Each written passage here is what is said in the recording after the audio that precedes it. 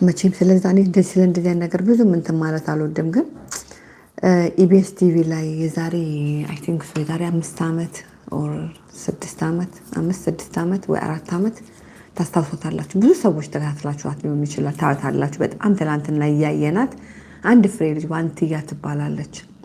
ዋንትያ ማን ያባቷት ስም አላውቀውም።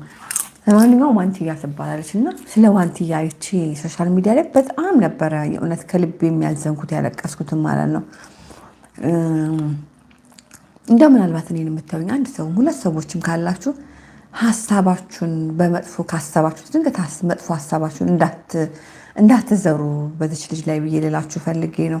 በጣም የምታሳዝን እህት ነች። እህት በቃ ትንሽ እህታችን ብሎም ደግሞ ልጃችን ልትሆን ትችላለች። 18 ዓመቷን ዚስ ይር ነው አይ ቲንክ ሶ የያዘችው እና እቺ ልጅ ወጣት ልጅ ነች። አሁን ወጣት ገና እየሆነች ያለችው በ13 ዓመቷ መሸከም የማትችለውን ምን ማለት የማትችለው ነገር